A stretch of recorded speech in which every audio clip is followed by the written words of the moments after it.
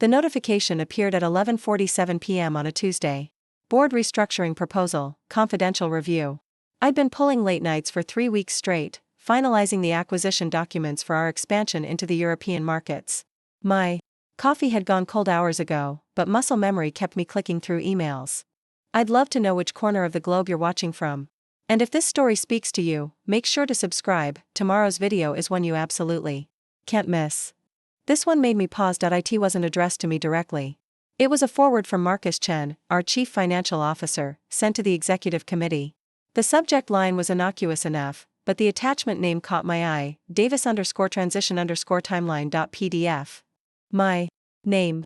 My transition. I opened it without hesitation.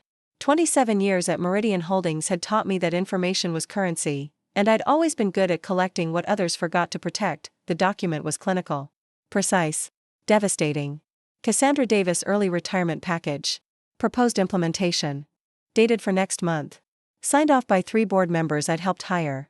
The rationale was dressed in corporate speak about strategic realignment and generational leadership transition, but the numbers told the real story. They wanted me gone, and they'd calculated exactly how much it would cost them. The package was generous by most standards. Full pension vesting, healthcare continuation, even a consulting retainer for institutional knowledge transfer. But what struck me wasn't the money, it was the timeline. 60 days notice. Mandatory transition. Period. Non-compete clause extending 18 months. They weren't just retiring me. They were erasing me. I scrolled through the justification section, my jaw tightening with each paragraph. While Ms. Davis has been instrumental in our growth trajectory, the company requires leadership that can adapt to emerging market dynamics. Corporate poetry 4, she's too old and too expensive. The irony wasn't lost on me. 3 months ago, I delivered the most profitable quarter in company history. 6 months before that, I'd personally negotiated the acquisition that doubled our market share. But none of that mattered now. I was 58, and in their minds, that made me obsolete. I closed the document and leaned back in my chair, the silence of the empty office settling around me. 27 years. I'd started at Meridian when it was a scrappy logistics firm operating out of a converted warehouse in Newark. Back then, we had 12 employees and dreams bigger than our budget. I was employee number 7. Richard Hartwell, the founder, had hired me straight out of business school. Not because of my MBA, half the team didn't have college degrees, but because I'd walked into his office with a proposal to streamline their route optimization system and reduce fuel costs by 30%. I was 23, ambitious, and convinced I could change the world one spreadsheet at a time. Turns out, I was right. For the next decade, I worked 16-hour days, took equity instead of raises, and treated every challenge like a personal mission. When Richard had his first heart attack in '08, I kept the company running while he recovered. When the recession hit and we lost 2 major clients, I restructured our entire operation and found new revenue streams in emergency logistics. When Richard had his second heart attack in 2015, we all knew what was coming. The transition meeting was held in the conference room overlooking the Hudson. Richard's son, David Hartwell, had just graduated from Wharton and was eager to prove himself. The board wanted fresh blood, new perspectives, digital transformation. All the buzzwords that made aging executives feel progressive, but Richard wasn't ready to hand over control entirely. He was proud of what we'd built, but he was also pragmatic. He knew David would need guidance, and he knew the company would need stability during the transition. That's when he made the offer. Cassandra, he said, his voice still rough from the medication. You've been the backbone of this company for 15 years. I want to formalize that. He slid a document across the table. An amendment to the company's partnership agreement. It was complex, full of legal terminology I'd need our attorneys to explain, but the core was simple. I would become an equal partner in Meridian Holdings, with full voting rights and profit sharing, effective immediately. There was one condition: the partnership would only activate if my employment was terminated without cause before my voluntary retirement at age 65, or if the company attempted to force my departure through early retirement packages, restructuring, or any other mechanism designed to remove me from active leadership. Richard called it his insurance policy. Protection against future boards who might not appreciate the value of institutional knowledge. Protection against his own son, if David proved to be more ambitious than wise. You don't have to decide now, he said. But I need someone I trust. To have real power if things go sideways. Someone who remembers what we built and why we built it. I signed it that afternoon. David took over as CEO 6 months later, after Richard's third and final heart attack. The funeral was beautiful. Half the logistics industry showed up to pay their respects. David gave a moving eulogy about legacy and continuity, about honoring his father's vision while embracing the future. I should have paid more attention to that last part. The changes started small. New hires with impressive credentials and limited experience. Consultants who specialized in operational efficiency. Board meetings that somehow always got scheduled when I was traveling. David was polite, respectful, always eager to get my input on major decisions, but he never actually used that input. Over the past 2 years, I'd watched him systematically replace Richard's management team with his own people. Younger, cheaper, more compliant. The old guard was being edged out through a combination of lateral moves, early retirement packages, and strategic restructuring. I thought I was different. I thought my track record, my equity stake, and my relationship with David would protect me. I thought the partnership agreement was just a piece of paper, Richard's way of making me feel valued without actually changing the power structure. I was wrong on all counts, sitting in my office at midnight, staring at my own termination timeline. I finally understood what Richard had seen coming. David didn't just want fresh leadership, he wanted complete control. And as long as I remained in the company, as long as my name was on major decisions and strategic initiatives, I represented a threat to his authority. The early retirement package was elegant in its simplicity. Generous enough that I couldn't claim unfair treatment, comprehensive enough that I couldn't argue financial hardship, and structured in a way that would make me seem ungrateful if I refused. A lot of love and effort went into bringing this story to life. If you're enjoying it, we'd be so grateful if you'd subscribe to our channel. Now, back to where we left off. But they'd made one critical miscalculation. They assumed I'd forgotten about the partnership agreement buried in our corporate filing. They assumed 7 years was long enough for a legal safeguard to become irrelevant. They assumed Richard's insurance policy had expired with Richard. I opened my personal laptop and navigated to the encrypted folder where I kept copies of all my important documents. The partnership agreement was still there, exactly as Richard and I had signed it. Witnessed by 2 attorneys, notarized, and filed with the state. 49% ownership. Equal voting rights. Automatic activation upon involuntary termination. I read through the activation clause one more time, paying careful attention to the specific language. Any attempt to remove, retire, or otherwise terminate the employment of Cassandra Davis prior to her voluntary retirement shall immediately trigger the full partnership provisions outlined in Section 3. They wanted to force me into early retirement. Perfect, that would make me their equal partner, whether they knew it or not. I closed the laptop and looked around my office. The walls were covered with awards, photos from company events, certificates of achievement spanning nearly 3 decades. Tomorrow, David and his board would expect me to be shocked, grateful, maybe a little emotional about the transition. Instead, I'd be calculating exactly how much power I was about to gain. I didn't sleep that night. Instead, I spent the hours reviewing financial statements, board compositions, and the corporate structure David had been building around himself. By morning, I understood exactly what I was inheriting, and exactly how to use it. The meeting request came at 8:15 a.m. David's assistant, apologetic but firm. Mr. Hartwell would like to see you in the executive conference room at 10 a.m. He mentioned it was regarding your future with the company. My future, indeed. The executive conference room had been remodeled since Richard's time. Gone were the warm wood panels and family photos, replaced by stark glass walls and minimalist decor that screamed expensive consultant. David sat at the head of the table, flanked by Marcus Chen and Janet Rodriguez. Our head of human resources. 3 folders sat in front of them. Mine was the thickest. Cassandra, thank you for making time, David began, his tone carefully modulated between professional and personal. I know you've been incredibly busy with the European expansion, and I want you to know how much we appreciate your dedication. The setup. In my experience, conversations that started with excessive gratitude rarely ended well. I've been thinking a lot about the company's direction, he continued, and about how we can best position Meridian for the next phase of growth. We're at a crossroads, really. The industry is changing rapidly, and we need leadership that can navigate these new challenges. Janet shifted uncomfortably. Marcus studied his hands. Neither would meet my eyes. Which brings me to why I asked you here, David said, sliding the folder across the table. We'd like to offer you an early retirement package. A very generous one. I didn't touch the folder. Early retirement. Think of it as a golden opportunity, he said, warming to his pitch. You've given 27 incredible years to this company. You've earned the right to enjoy the fruits of that labor. Travel, spend time with family, maybe write that book you've always talked about. I'd never mentioned writing a book. And if I prefer to keep working? David's smile tightened almost imperceptibly. Cassandra, I think we both know that the logistics industry is evolving.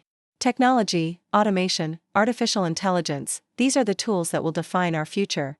We need leadership that understands these emerging platforms instinctively, not just academically. The subtext was clear: you're old, and old means obsolete. The package reflects our appreciation for your contributions, Janet interjected, finally finding her voice. Full pension vesting, extended healthcare, and a consulting arrangement that would keep you connected to major strategic decisions. A consulting arrangement. Code 4, we'll call you when we need institutional knowledge, but you'll have no real authority. I opened the folder and scanned the first page. The numbers were impressive, I had to give them credit. They'd calculated exactly how much my dignity was worth and added a substantial markup for goodwill. This is effective when? I asked. We were thinking 60 days, David said. Enough time for a proper transition, knowledge transfer, that sort of thing. Of course, you'd remain on full salary during the transition period. 60 days to train my replacement and pretend I was grateful for the opportunity. And my equity position? The question hung in the air longer than it should have. Marcus cleared his throat. Your current equity would be bought out as part of the package. Fair market value, naturally. Naturally. They wanted to pay me for shares in a company I'd helped build, then walk away with everything I'd created. I closed the folder and looked directly at David. Your father and I had an understanding. My father had a lot of understandings, David replied, his tone cooling. Not all of them were formally documented. But this one was. The partnership agreement was sitting in a filing cabinet 3 floors down, waiting to be activated by exactly this conversation. I need time to consider this, I said. David's relief was visible. He'd expected more resistance, more emotion, maybe even tears. Instead, I was being reasonable, professional, exactly the kind of response that would make him feel good about the decision. Of course, he said. Take all the time you need. Though I should mention that this offer has an expiration date. We need to finalize our leadership structure before the end of the quarter. A deadline. Because nothing says voluntary retirement like a ticking clock.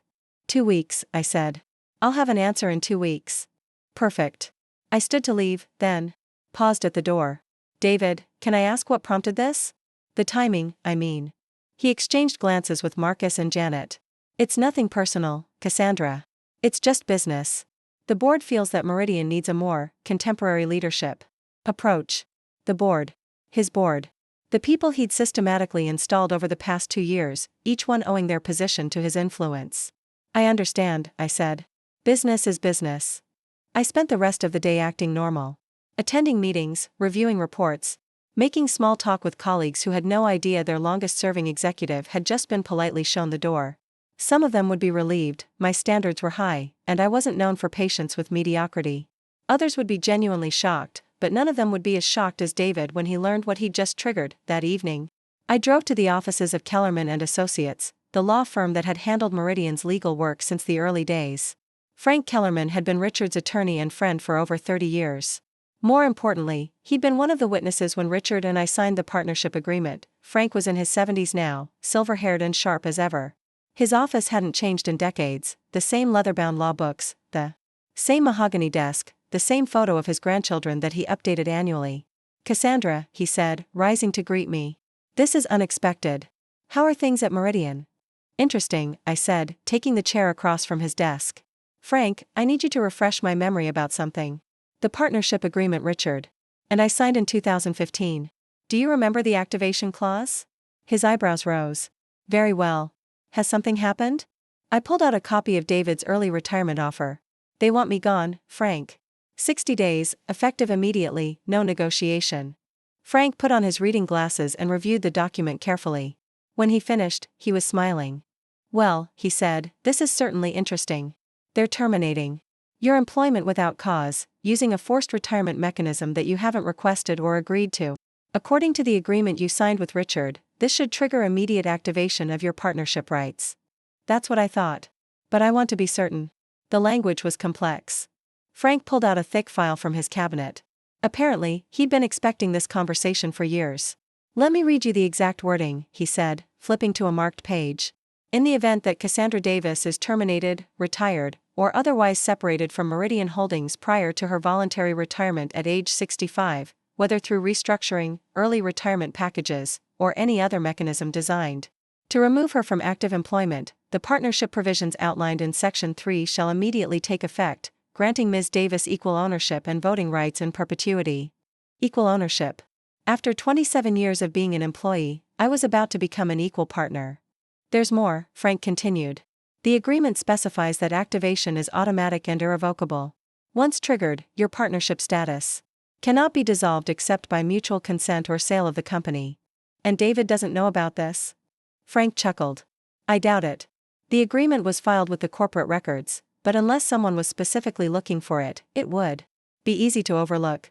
Richard was very deliberate about that. He wanted it to be legally binding but not obvious. So when I reject their retirement offer, you don't reject it, Frank interrupted. You accept it. The moment you're officially separated from employment, the partnership activates. Then you walk back in as an equal owner. The next 2 weeks passed in a blur of carefully orchestrated normalcy. I continued my work on the European expansion, attended board meetings, even helped interview candidates for a senior strategic advisor position, my own replacement, though no one said so explicitly. David was increasingly friendly, stopping by my office to chat about the transition, asking about my retirement plans, making sure I was comfortable with the arrangement. He seemed genuinely relieved that I was taking it so well. If only he knew what I was actually planning. I used the time to gather intelligence. Financial reports, organizational charts, contractual obligations, and most importantly, a complete analysis of David's leadership team. What I found was troubling but not surprising. In the 2 years since becoming CEO, David had increased executive compensation by 400% while cutting operational staff by 15%. He'd outsourced core logistics functions to save costs, then hired expensive consultants when the outsourcing failed. Most damaging, he'd leveraged the company's assets to fund a series of acquisitions that looked impressive on paper but had yet to generate meaningful revenue. Meridian was profitable, but barely. The financial cushion Richard had built over decades was rapidly disappearing, spent on David's vision of a modern logistics empire. The company needed oversight. It needed someone who understood the difference between growth and expansion.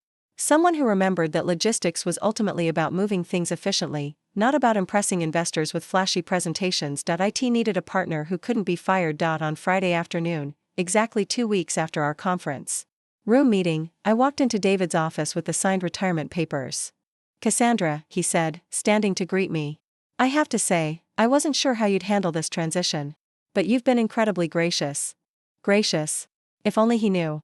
I've thought a lot about what you said, I replied, handing him the folder. About contemporary leadership and the future of the industry. You're right. It's time for new perspectives. David flipped through the documents, checking my signature on each page. This is wonderful. Really. And I want you to know that your legacy at Meridian is secure. Everything you've built will be honored and protected. I'm sure it will be. Your last day will be next Friday, he said. We'll have a proper send-off. Of course.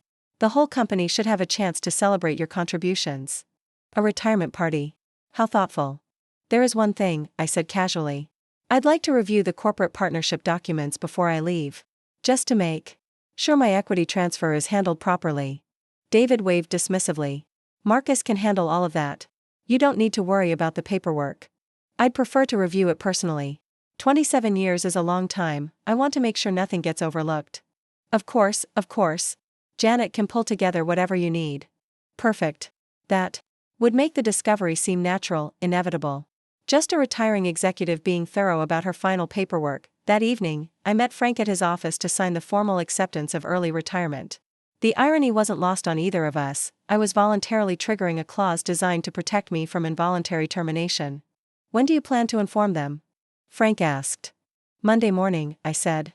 I want to give them a weekend to celebrate their victory. And you're prepared for the reaction? This will not be received well. I thought about David's speech during his father's funeral, about honoring legacy while embracing change. I thought about the executives who'd built this company, being systematically pushed aside for cheaper alternatives. I thought about Richard's warning about protecting what we'd built. Frank, I said, I've been preparing for this reaction for 27 years. I'm ready. Monday morning arrived gray and drizzling, the kind of October weather that made Newark look even more industrial than usual. I arrived at the office early, as I had for nearly 3 decades, but this time I carried a different kind of energy. Today, I wasn't just Cassandra Davis, the retiring executive clearing out her desk. Today, I became Cassandra Davis, equal partner in Meridian Holdings. The transformation wouldn't be visible to my colleagues, not yet. But I could feel it in the way I walked through the lobby, the way I nodded to security, the way I looked at the company logo etched into the marble wall. This wasn't just where I worked anymore. This was what I owned. My first call was to Janet Rodriguez in Human Resources. Janet, it's Cassandra. I need to request a copy of the complete corporate filing documents. For my personal records. Of course, she said, her voice still carrying that careful sympathy reserved for the recently terminated. I'll have them ready by noon. Thank you. And Janet? Please include all partnership agreements and equity arrangements. I want to make sure everything is properly documented for my financial advisor. A pause. Partnership agreements? Any legal documents that define ownership structure, voting rights, that sort of thing. You know how thorough I like to be. Right. Of course. I'll pull everything together. The first crack in their confidence. Janet was smart enough to know that Meridian's corporate structure was more complex than David's simplified org chart suggested, but apparently not smart enough to know what was buried in those complexities. I spent the morning in my office, ostensibly organizing files and preparing transition materials. In reality, I was reviewing every major decision David had made over the past 2 years, every contract he'd signed, every strategic initiative he'd launched. As a partner, I'd have equal say in all future decisions. But I'd also have the right to review and potentially reverse recent decisions that weren't in the company's best interest. The European expansion I'd been working on was solid, that could proceed as planned. But the AI logistics platform David had committed $12 million to develop? That needed serious scrutiny. The consulting fees he'd been paying to his former Wharton classmates? Those were ending immediately. At 11:47 a.m., my computer chimed with a calendar reminder. The official retirement transition meeting was scheduled for noon in conference room A. David, Marcus, Janet, and the senior leadership team would all be there to discuss my final week and the knowledge transfer process. Instead, they were about to get a very different kind of education. At exactly noon, I walked into conference room A carrying a single folder. The room was full, 12 people around the table, all wearing the carefully composed expressions of colleagues saying goodbye to a respected veteran. David stood at the head of the table, a small cake nearby with, "Thank you, Cassandra," written in blue frosting. "Cassandra," David said warmly, "please, sit down. We wanted to take a few minutes to talk about your final week and make sure the transition goes smoothly." I remained standing. "Actually, David, I think there's been a misunderstanding." The room went quiet. Janet looked nervous. Clearly, my request for corporate documents had raised some flags. "A misunderstanding?" David asked. I opened my folder and pulled out a copy of the partnership agreement. "I won't be retiring after all. Effective today, I'm exercising my rights as an equal partner in Meridian Holdings." The silence stretched for 10 full seconds. David's face went through several expressions: confusion, disbelief, and finally, a forced smile that didn't reach his eyes. "I'm sorry, what partnership?" "The one your father and I signed in 2015. I placed copies of the agreement in front of David, Marcus, and Janet. 49% ownership, equal voting rights, automatic activation upon involuntary termination or forced retirement." Marcus was the first to speak, his voice tight. This can't be legally binding. We would have known about it." "It's filed with the corporate records," I said calmly. "Page 247 of the partnership amendment documents that Janet pulled for me this morning. Witnessed, notarized, and completely legitimate." David was reading the agreement now, his face growing paler with each paragraph. "But, this was 7 years ago. Dad never mentioned." "I mean, surely there's a statute of limitations or no limitations," I said. "And your father mentioned it quite clearly in his final letter to the board. The one where he outlined his wishes for the company's leadership structure. You might want to review that letter, David. I believe it's in the executive files." That was a bluff. I had no idea if Richard had left such a letter. But David's reaction told me I'd hit close to the mark. Janet cleared her throat. "Even if this document is valid, surely the early retirement package nullifies any previous agreements." "Actually, it triggers them. The partnership agreement specifically states that any attempt to terminate my employment, including through early retirement packages, automatically activates my ownership rights. By accepting your retirement offer, I'd become your equal partner." The room erupted in whispered conversations.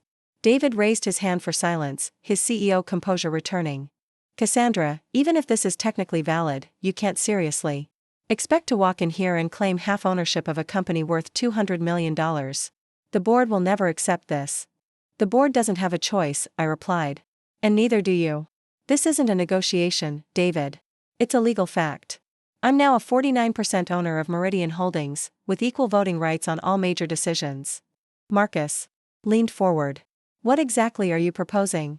Finally, the right question. I'm proposing that we run this company the way your father intended, I said, looking directly at David. With experienced leadership, fiscal responsibility, and respect for the people who built this organization. And if I refuse to work with you? I smiled for the first time since entering the room. Then you'll be refusing to work with half the ownership of your company. I imagine that will make board meetings very interesting. David's phone buzzed. Then Marcus's. Then Janet's. Word was spreading through the building faster than wildfire. In the age of instant communication, a bombshell like this didn't stay contained for long. I need to call our attorneys, David said. Good idea. I recommend starting with Frank Kellerman. He helped draft the original agreement. He's very familiar with the terms. Over the next hour, Conference Room A became the epicenter of a corporate earthquake. Lawyers were called, documents were reviewed, and the reality of the situation slowly sank in. I wasn't bluffing, I wasn't mistaken, and I wasn't going away. The partnership agreement was ironclad. By 2 p.m., the initial shock had given way to pragmatic discussion. David's attorney confirmed what Frank had told me: the agreement was valid. The activation was automatic, and my ownership rights were immediate and irrevocable. So what happens now?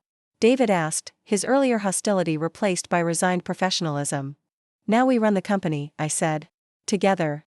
As equal partners. And my role as CEO?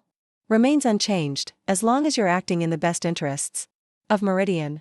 But major decisions now require my approval. Budgets, strategic initiatives, personnel changes above a certain level, these are partnership decisions. Marcus looked up from his legal pad.